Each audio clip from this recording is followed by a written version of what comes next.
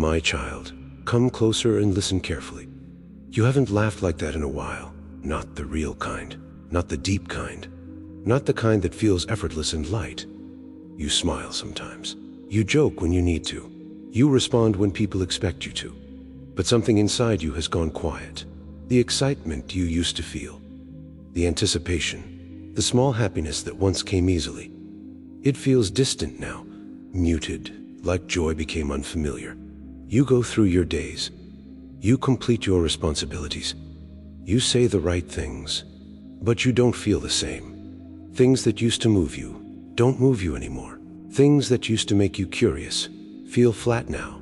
You're not always sad, but you're not fully alive either. You're just functioning, and part of you wonders quietly, what happened to me? Psalm 35 says, "Weeping may stay for the night, but rejoicing comes in the morning." This verse is teaching you something important. Joy is not gone. It is delayed. The true meaning of this verse is that sorrow has a season.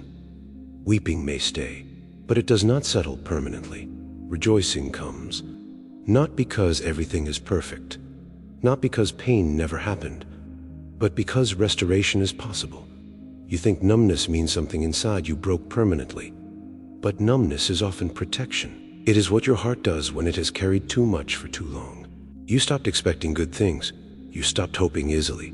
You stopped allowing yourself to feel deeply, because feeling deeply meant risking disappointment again. And disappointment was heavy. So your heart became careful. Careful with excitement, careful with attachment, careful with joy, but carefulness slowly became distance. Distance from your own emotions, distance from anticipation, distance from delight. Nehemiah 8:10 says, "The joy of the Lord is your strength." This verse is teaching you that joy is not optional. It is stabilizing. The true meaning of this verse is that joy sustains you.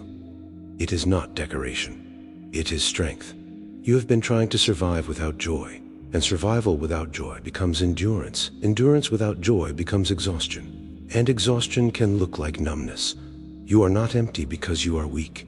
You are empty because you have been pouring without refilling. Ecclesiastes 3:4 says, "A time to weep and a time to laugh." This verse is teaching you rhythm. There is a time to weep, and you did. You carried grief quietly. You processed disappointment privately. You absorbed loss silently.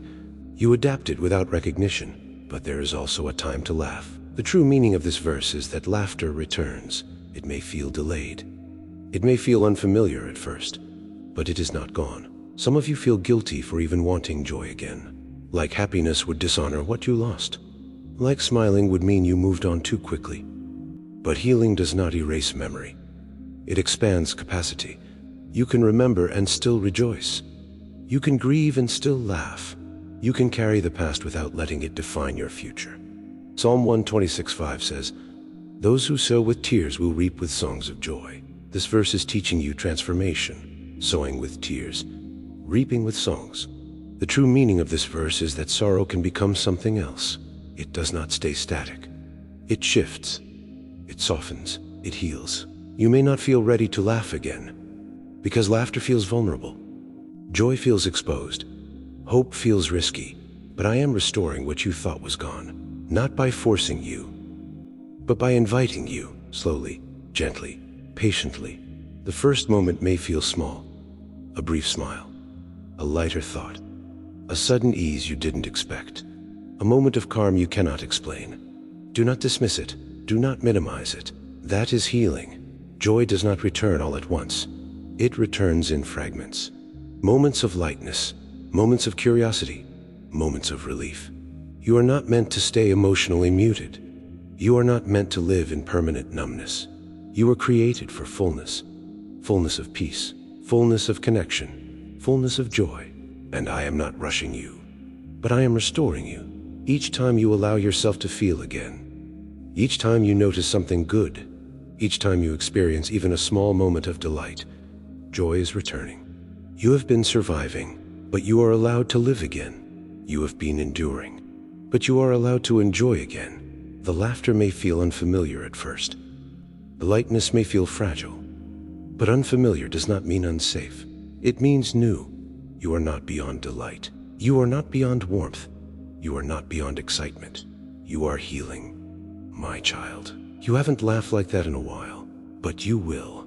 You haven't felt that lightness in a while, but you will. You haven't experienced that warmth in a while, but you will. Because sorrow is not your permanent state. Numbness is not your destiny. Silence is not your identity. Joy is being restored, little by little, moment by moment. You are not beyond laughter. You are not beyond hope. You are not beyond joy. I am restoring the part of you that forgot how to feel.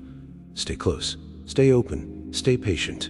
Joy is coming back, and this time, it will stay.